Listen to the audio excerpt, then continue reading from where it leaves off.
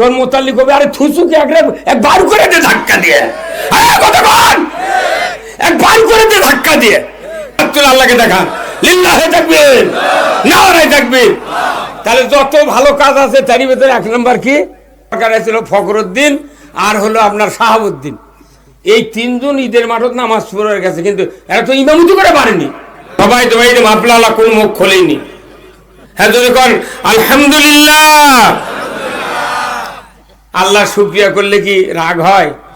হ্যাঁ, আল্লাহ রাসূল বলছেন সবচেয়ে বেশি খুশি হয় বান্দার উপর আল্লাহ যখন বান্দা আলহামদুলিল্লাহ পাঠ করে।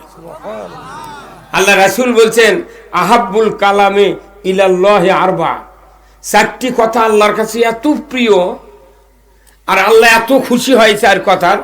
এক নম্বর হলো সুবহানাল্লাহ, দুই নম্বর হলো আলহামদুলিল্লাহ, তিন নম্বর হলো লা ইলাহা ইল্লাল্লাহ, চার নম্বর হলো আল্লাহু আকবার।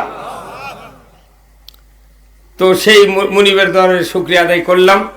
এরপরে লাখো কোটি দরুদ ও সালাম বিশ্ব নেতা, বিশ্ব মহাপুরুষ, যিনি নবীদের নবী, সুলতানুল আম্বিয়া, আশরাফুল আম্বিয়া জনাবে মুহাম্মদ রাসূলুল্লাহ সাল্লাল্লাহু আলাইহি সাল্লামের উপর নাজিল হোক, যিনি হলেন আদর্শ একজন স্বামী।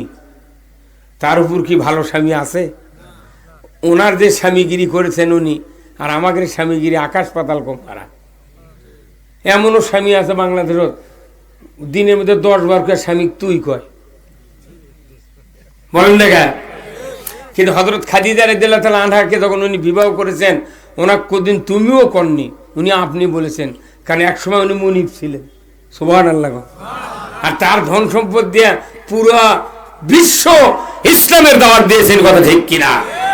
তাহলে তিনি আদর্শ স্বামী, আদর্শ বাবা, আদর্শ নানা, উনি আদর্শ রাজনীতিবিদ, আদর্শ সেনাপতি, আদর্শ হলো যোদ্ধা। আল্লাহু আকবার। শুধু কি তাই, উনি এমন একটা মসজিদের ইমাম ছিলেন যে মসজিদে কিয়ামত পর্যন্ত এক রাকাত নামাজ পড়লে 50,000 রাকাতের সওয়াব। আল্লাহু আকবার। এক রাকাতের কত পরিমাণ? তো ওটাও আল্লাহর ঘর, এটাও আল্লাহর ঘর। বয়তুল মুকাররম আল্লাহর ঘর, কথা ঠিক কিনা? তো ওটি 50,000। কারণ কি? এই কারণ যে আল্লাহ রসুল নিজে ছিলেন রসুল, নিজে নবী, নিজে সরকার, নিজে সেনাপতি, নিজে যোদ্ধা। একটা সরকার যদি মসজিদের ইমামতি করে তাহলে তার সওয়াব বেশি। আল্লাহু আকবার কর না কেন? সরকার ইমাম। কিন্তু বাংলাদেশে 54 বছরে সরকার কোনোদিন জুম্মার নামাজ পড়ায়নি। এটা গলার দড়িটা বাংলাদেশের মানুষের মরা ভালো, কথা কয় না পারে, কথা কি? এইবার না ডক্টর ইউনূস আর তত্ত্বাবধায়ক সরকারে ছিল ফখরুদ্দিন আর হলো আপনার শাহাবুদ্দিন। এই তিনজন ঈদের মাঠত নামাজ পড়ে গেছে, কিন্তু এরা তো ইমামতি করে পারেনি। কিন্তু আল্লাহ রসুল সরকার, এই কারণে উনি নামাজ যে মসজিদে পড়েছেন এই মসজিদে সরকার ইমামতি করার কারণে, কোরআন দিয়ে রাষ্ট্র চালানোর কারণে এক রাকাতের বিনিময়ে 50,000 রাকাতের সওয়াব কে দেন? মানে এত বড় ইমাম পৃথিবীর নাই। আল্লাহু আকবার। এরপরে আসেন, শুধু কি তাই, উনি সরকার, উনি নবী, উনি প্রেসিডেন্ট, উনি মসজিদের ইমাম। হযরত আয়েশা সিদ্দিকা রাদিয়াল্লাহু তাআলা আনহার যারা হজ করেছেন দেখাচ্ছেন যে ওনার হুজরাখানার থেকে মেহরাব পর্যন্ত 22 ফিট জায়গা, 22 ফিট। একটা সরকার হুজরাখানার থেকে বাইরে আসছে মসজিদে মেহরাবে, মসজিদে নববীতে খুতবা দেওয়ার জন্য। এই যে সরকার, যোদ্ধা, নবী, রসুল এসে ইমামতির মেহরাবে দাঁড়িয়ে যখন বক্তৃতা দিবেন, এই সরকারের সুবাদে রসুলের সম্মানে এই 22 ফিট জায়গাকে আল্লাহ রিয়াজুল জান্নাতে পরিণত করেছে। আর আমাদের দেশের কত সরকার, কত মন্ত্রী সংসদত গেল, উনি যে রাস্তা দিয়ে যায় কুত্তা শুয়ে থাকে। এমনই ওই মসজিদের সোয়াব হবে। আবার আমরা যদি সোয়াব নিবার চাই, আমাদের একটা হাদিস আছে রসুলের যে 27 গুণ সোয়াব হয় মসজিদে নামাজ পড়লে। তাহলে 27 গুণ সোয়াব নিতে কিছু কিছু পার্স লাগবে। এক নম্বর হলো অজু ভালো করে হওয়া লাগবে, নেসফ পোশাক লাগবে, তারপরে আপনার সুরাকারের সঠিক লাগবে, টুপি লাগবে, দাড়ি লাগবে, পাগড়ি লাগবে। আবার নামাজের মধ্যে খুশু খুশু থাকা লাগবে।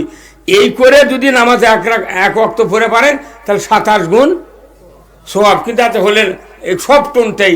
কিন্তু বাংলাদেশের 15.5 আনা লোক একটা করে গ্রামের কিস্তির টাকা লেছে। কত গোনা রে, কত গোনা। সওয়াব হোক 27 গুণ, আমিও চাই, কিন্তু কিস্তির টাকা লওয়া হারাম না হালাল? সুদ হারাম করছেন কে? দিব্যি তারাবি পরে টেকআপ করি, হজ করি, উমরা করি, কুরবানি দিই, সব করি, আবার সুদে করে টাকা লাগাই, সুদে করে টাকা খাই। কিয়ামত পর্যন্ত হয় যে এই মানুষ ভালো বানান যাবে না।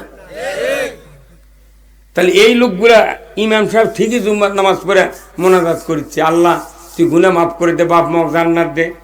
কিন্তু পেছনে যারা আছে মুক্তাদি, এরা সবাই করছে আমিন, কিন্তু সুদে করে টাকা লিছে। আমি আমিন করলে আমিন চলবে?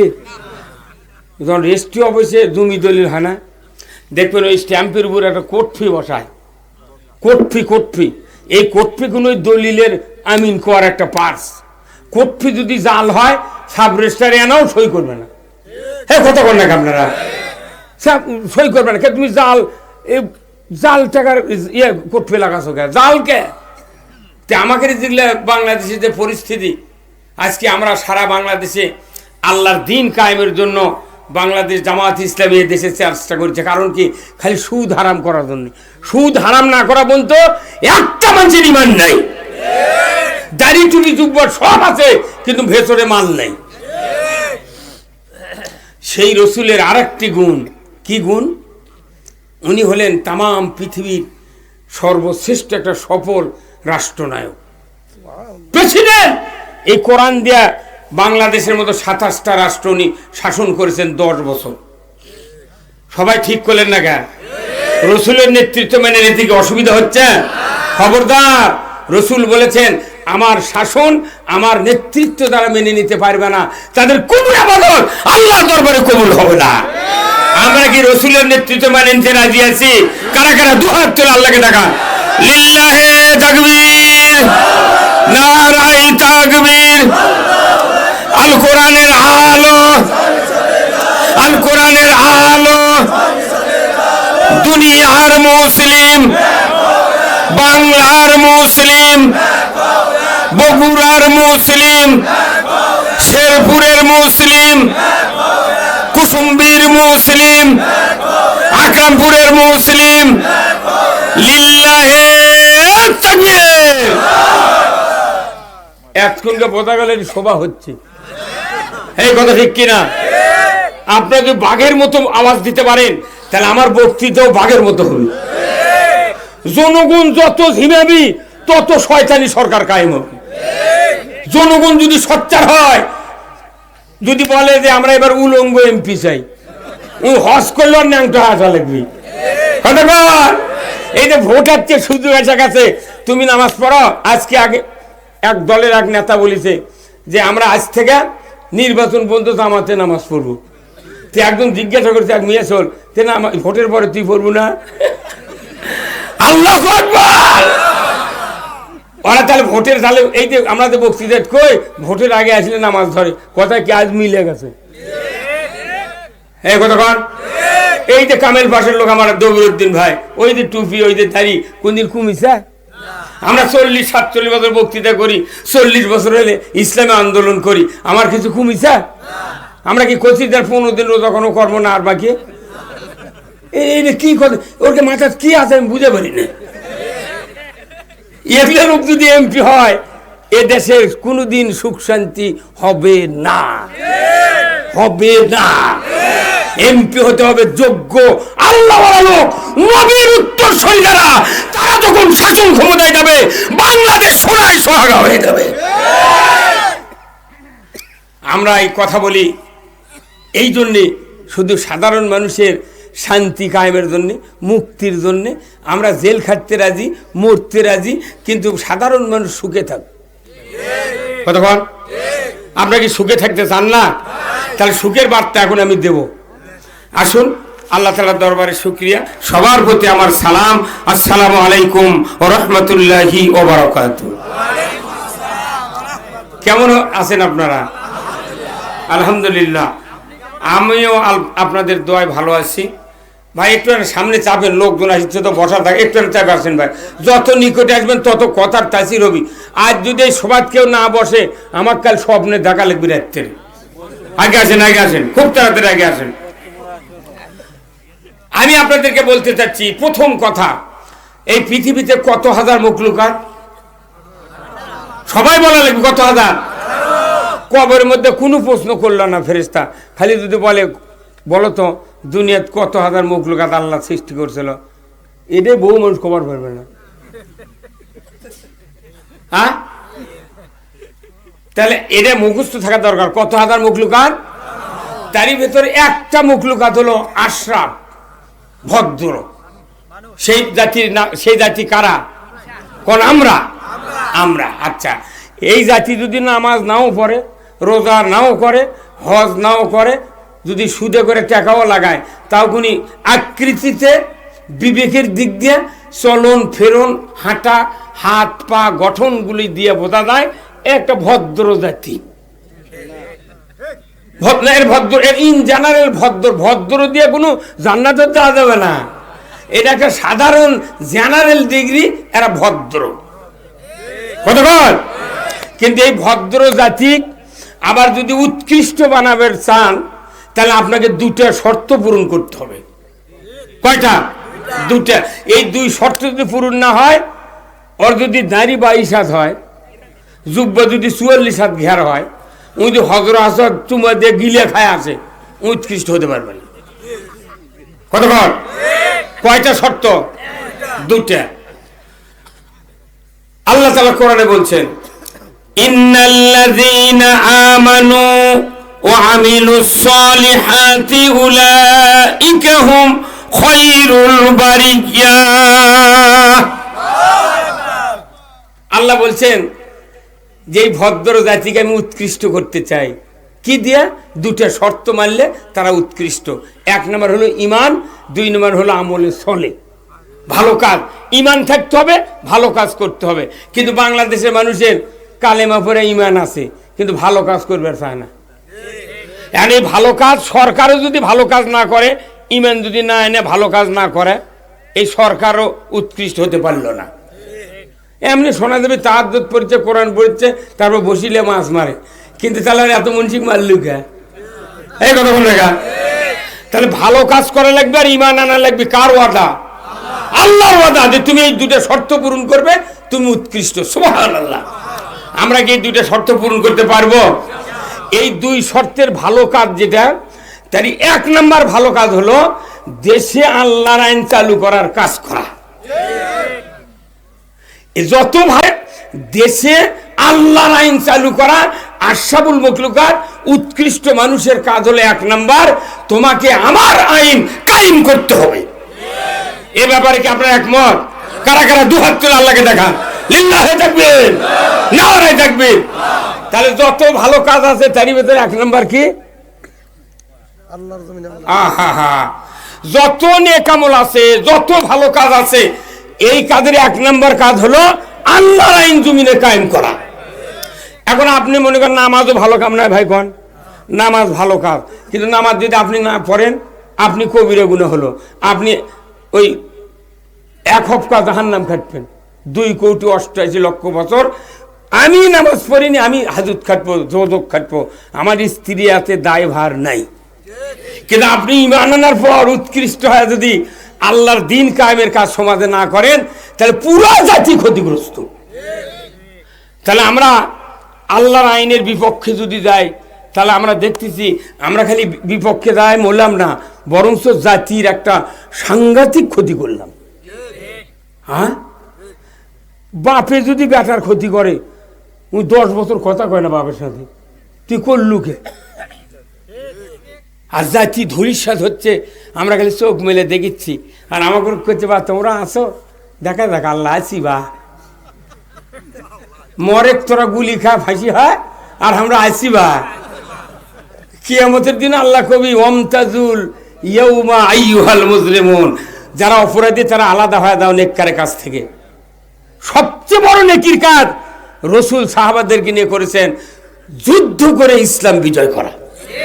তাও কি রোজা ছেড়ে দিয়া, নামাজ ছেড়ে দিয়া, ফরজ গোসল ছেড়ে দিয়া যুদ্ধ করে ইসলাম কায়েম করছে, তাদেরকে আল্লাহ তাআলা জান্নাতের পানি দিয়া গোসল করা দিয়েছে। আল্লাহু আকবার। তাহলে সবচেয়ে নেকির কাজ হলো সমাজে আল্লাহর আইন চালু করা।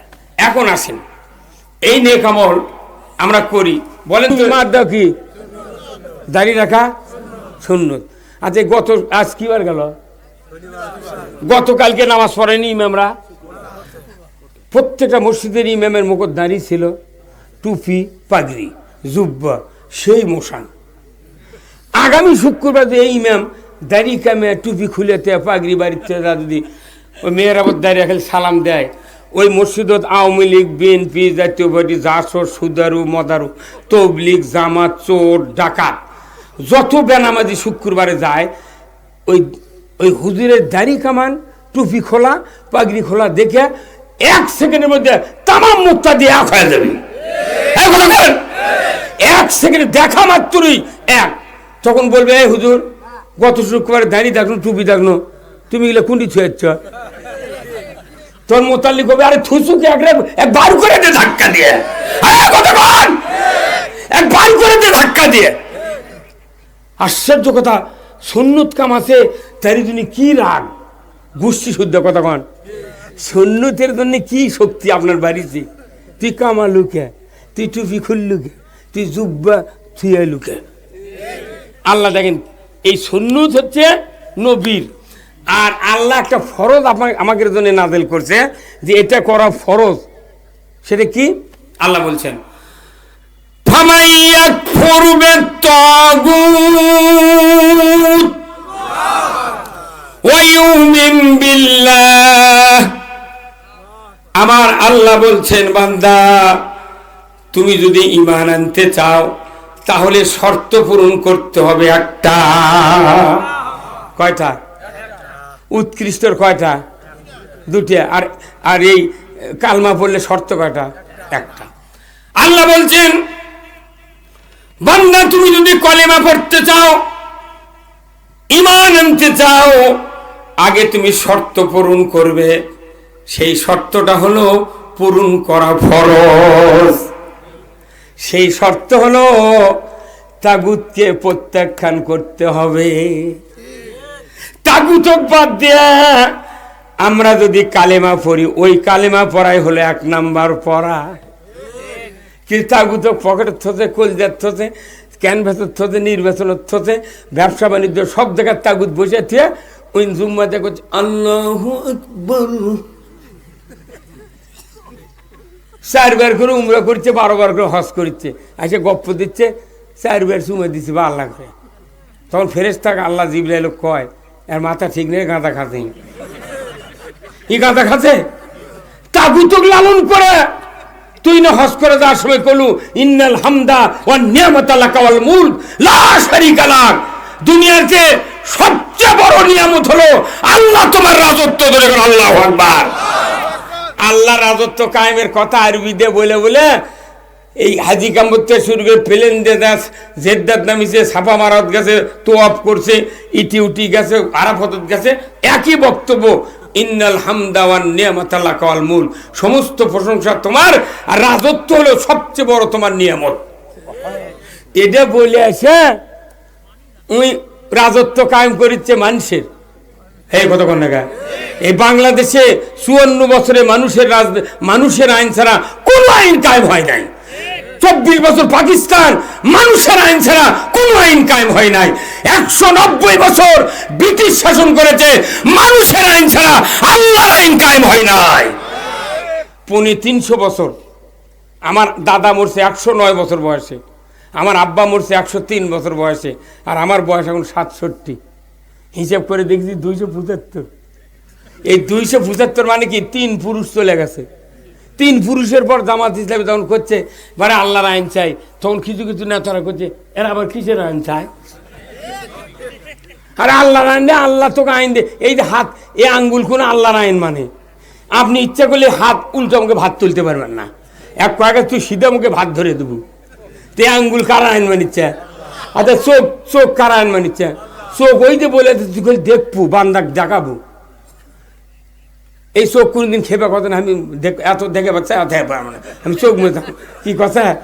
তাহলে এই জিনিসগুলো কার আইন মানে? সব আল্লাহর আইন মানে। সাব্বাহা লিল্লাহি মা ফিস সামাওয়াতি ওয়া মা ফিল আরদ ওয়া হুয়াল আজিজুল হাকীম। জোরে আল্লাহু আকবার। বান্দা সবাই আমার আইন মানে। মানুষ তোমাদের কি হলো, তোমরা কেন আমার আইন মানো না? আল্লাহর আইন মানলে, যে ব্যক্তি আল্লাহর আইন মানার পর জেনার বিচার খা, লোকটা মরে গেল। কথা বুঝবেন? একটা লোক জেনা করছে, পুরুষ বিবাহিত, এ বুঝবার পর বিচার চাচ্ছে যে আল্লাহর আইন আমাকে বিচার করো। রসুল বলছেন আল্লাহর আইনে যদি ওই লোকটা কোমর পর্যন্ত মাটির মধ্যে গাড়ি দিয়ে পাথর দিয়ে শেষ করে দেওয়া হয়, তাহলে এই লোক মৌল মানেই জান্নাত গেল। কার আইনে বিচার হলো? আল্লাহর আইনে বিচার হলে জান্নাত যাবি, আর মানুষের আইনে বিচার যতই হোক ওই দোজখত যাবি। তাহলে আমরা কি আল্লাহর আইন চাই না? আচ্ছা, ওজুর আইন কত? ওজুর আইন কয়টা? ফরজ খুলি কনসেপ্টে ঘুরে খুলে আর মানুষ পারে না। ওজুর আইন 4টা। এত 4টা আইন। আপনাকে যদি জমজমের পানি দিয়ে উজু করবে বলা হয়, পাও যদি না ধন টাকনু বন্ধু নামাজ হবে? কয় ফরজ, কয়টা তর্ক করলেন? একটা। খালি পাও ধননি, নামাজও হবে না, কিছু হবে না। তাহলে এইভাবে যদি হাজার হাজার আইন কোরআনে আছে, এই আইনগুলো বাংলাদেশে এনাও চালু নেই। খালি 2টো আইন চালু আছে, 1 মাস রোজা করে একসাথে ইফতার, আর 7 বছর বয়স হলে খাতনা। এই 2টা ছাড়া বাংলাদেশে কিছু চালু নেই। হ্যাঁ কথা বল। তাহলে এখন আসেন, আমি আপনাদেরকে বুঝাবো এই রাজত্বের কি প্রয়োজন। আসুন না আদম আলাইহিস সালামের কাছে চলে যান। আজ থেকে 8.5 কোটি বছর আগে আল্লাহ তাআলা পৃথিবীতে জিন সৃষ্টি করলেন, ফেরেশতা সৃষ্টি করলেন। এইগুলি সৃষ্টি করার পর হঠাৎ করে ফেরেশতাদেরকে একদিন আল্লাহ তাআলা ডেকে নিলেন। আল্লাহ বললেন, ওই যে কলা রব্বুকা লিল মালাইকাতি ইন্নী জাইলুন ফিল আরদি খলিফা। আমার আল্লাহ বললেন, আমি পৃথিবীতে খলিফা সৃষ্টি করবো। যখন আল্লাহু আকবার। পান্না ভাই এটি আসেন, ভাই আসেনি? পান্না লাগানি দেখিচ্ছি, মার হাবা। দৌড় ভাই দোয়া করুন ভাই, দেন মার হাবা। আমাদের সম্মানিত আমাদের এমপি নমিনি আলহাজ মাওলানা দবিবুর রহমান ভাই 5,000 টাকা ধরে করেন, মার হাবা। লিল্লাহি তাকবীর। ভাই শোনেন, এমপি যদি আল্লাহ বানায়, এই মাঠ পর্যন্ত গাড়ি আসার মতো রাস্তা করে দেওয়া লাগবে। কি কথা? কি কিচ্ছু চাই না, খালি রাস্তা করা দরকার। গ্রামের বাড়ি জমি দিবি না রাস্তা করার জন্য? আলহামদুলিল্লাহ, তাহলে তো কাজই হয়ে গেল। শোনেন, আল্লাহ তাআলা বলছেন যে আমি এই পৃথিবীতে খলিফা সৃষ্টি করতে চাই। যখন আল্লাহু আকবার। তখন ফেরেশতারা কি বলছিল? যে আল্লাহ এই জাতিকে সৃষ্টি করেন না, এরা পৃথিবীতে দাঙ্গা হাঙ্গামা মারামারি করবে, রক্তপাত করবে, এরা ঈমান আনবে না, নবীদেরকে হত্যা করবে, এরা আল্লাহ রসুল বিরোধী সব কাজ করবে। সৃষ্টি করেন না আল্লাহ। তখন আল্লাহ দেখলে যে বাপরে, আমি সৃষ্টি করব খলিফা, আর এরা এত ফিরিস্তি দেওয়ার কারণ? আল্লাহ রাগ করে বললেন, স্টপ স্টপ ইওর মাউথ, ইন্নী আলামু মা লা তা'লামুন। আল্লাহু আকবার। আল্লাহ বলেন, তোমার মুখ বন্ধ করো, আমি জানি তোমরা যেটা বলবে, আমি আল্লাহ আগে থেকে জানি। ফেরেশতা এই কথা বলবে, এটা আল্লাহ আগে জানে না? আপনার আগামীকাল কে কি করবেন আল্লাহ জানে না? কেউ করছেন ধান কাটে তুই 8 দিন হচ্ছে বমু, কেউ করছে জমিতে ওষুধ দেবো, সরষের সার আনা লাগবে। এই কথাগুলো কি আল্লাহ জানে না? জানে। তাহলে আল্লাহ আগাম খবর জানে। ফেরেশতারা যখন ওই কথা বলবে, এটা কোনো আল্লাহ আগে থেকে জানে। এখন আল্লাহ বলছেন, এই ফেরেশতা, আমি যা জানি তোমরা তা জানো না। তাহলে আল্লাহ কি জানেন? আল্লাহ বুঝাতে যাচ্ছেন, আমি যে জাতিকে সৃষ্টি করব, ওই জাতির ভেতরে কতকগুলি মানুষগুলিকে আমি সিলেকশন করে পৃথিবীতে পাঠিয়ে দেব। তারা আমার খলিফাতুল্লাহ, তারা হলো আল্লাহর খলিফা। আর এই খলিফা দিগকে আসমান থেকে